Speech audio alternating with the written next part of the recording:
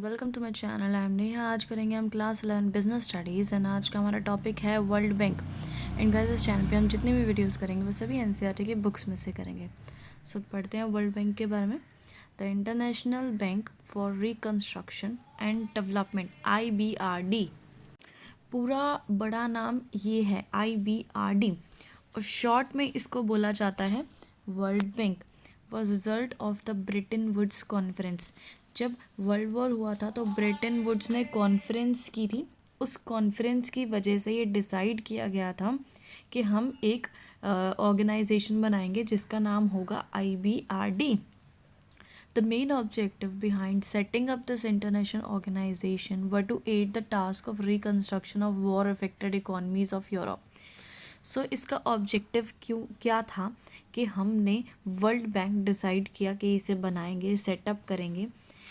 इसका मेन था कि हमको रिकन्स्ट्रक्शन करना था उन इकोनॉमीज़ का, यानी उन देशों का जो वॉर की वजह से काफ़ी इफ़ेक्टेड हुई थी यूरोप में। जैसे फर्स्ट वर्ल्ड वॉर और सेकेंड वर्ल्ड वॉर हुआ था तो बहुत ज़्यादा देशों को नुकसान पहुंचा था। तो उसके रिकन्स्ट्रक्शन के लिए, यानी जो उसके एसेट्स और इंफ्रास्ट्रक्चर वगैरह ख़राब हो गए थे सब, वो दोबारा से बनाने के लिए वर्ल्ड बैंक जो है हम लेकर आए थे।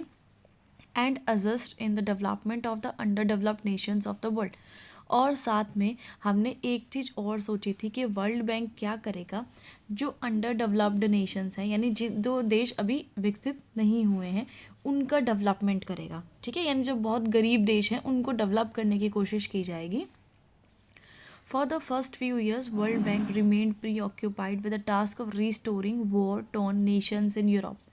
फर्स्ट फ्यू ईयर्स यानी शुरू के कुछ सालों में क्या हुआ, जो वर्ल्ड बैंक था वो प्री ऑक्यूपाइड का मतलब है बिजी रहना किसी काम में। तो वर्ल्ड बैंक किस काम में लगा हुआ था, जो वॉर टॉर्न नेशन थे, यानी ऐसे देश जो वॉर की वजह से बहुत ज़्यादा इफ़ेक्टेड हुए थे, उनको रीस्टोर करने की कोशिश में लगा रहा कई सालों तक। यानी उनमें दोबारा सब कुछ डेवलप करने की कोशिश करता रहा। Having achieved success in accomplishing this task by late 1950s, और 1950s के एंड में जाके उसको सक्सेस मिला। उसने तब जाके सारे देशों को जो है वापस नेचुरल कर दिया जैसा कि पहले था, है ना। कोशिश करी ये सब करने की। The World Bank turns its attention to the development of under developed nation. फिर वर्ल्ड बैंक ने अपनी अटेंशन यानी ध्यान कहाँ लगाया कि अब मेरे को ध्यान देना है अंडर डेवलप्ड नेशंस पे, ऐसे नेशंस पे जिनका डेवलपमेंट नहीं हो रखा है, जो बहुत पिछड़े हुए हैं, उनको डेवलप करना है मुझे। It realized that by investing more and more in these countries, especially in social sectors like health and education, it could bring about the needed social and economic transformation of the developing countries.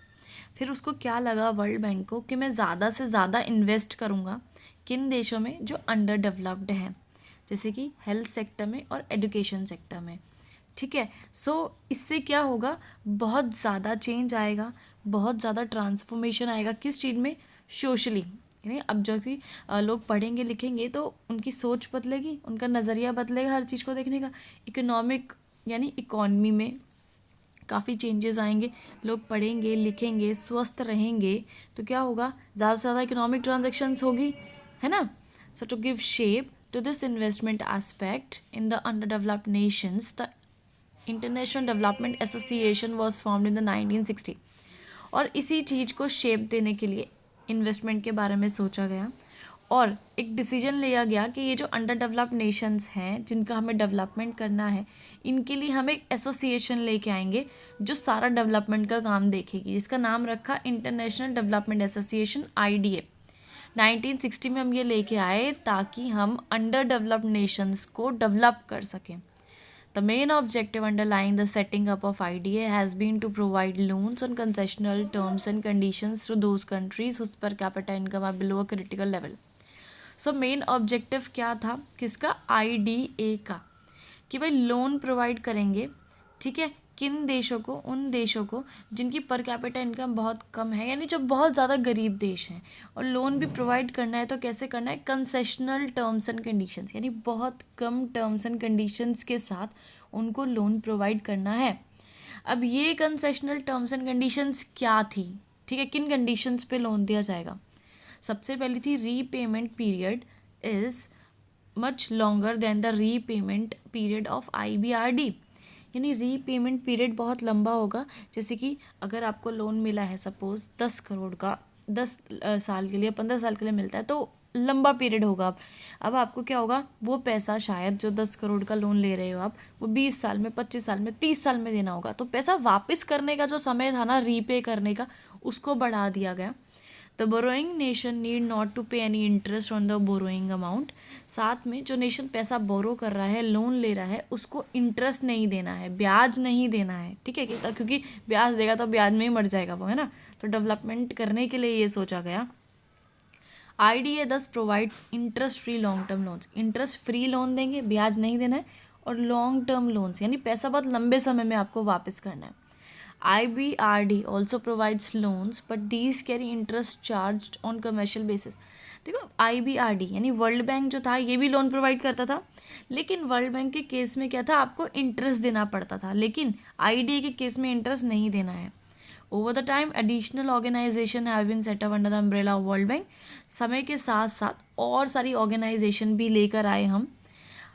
Under the umbrella of World bank का मतलब है World bank के नीचे, जो world bank के लिए ही काम करेंगे, ऐसी ऑर्गेनाइजेशन लेके आए। As of today the World Bank is a group of 5 international organization. अगर आज की बात की जाए तो वर्ल्ड बैंक में पूरी 5 ऑर्गेनाइजेशन और इंक्लूड है, जो कि फाइनेंस यानी लोन प्रोवाइड करती है अलग अलग देशों को, ठीक है, उनकी डेवलपमेंट के लिए लोन प्रोवाइड किया जाता है। The group and it's affiliates headquartered in Washington DC। और ये जो ग्रुप है यानी वर्ल्ड बैंक और इसके जो ऑर्गेनाइजेशन है 5, इसका हेडक्वार्टर वाशिंगटन DC में है। ये जो है फाइनेंशियल नीड्स पूरी करती हैं सभी देशों की। इससे ये वीडियो ख़त्म।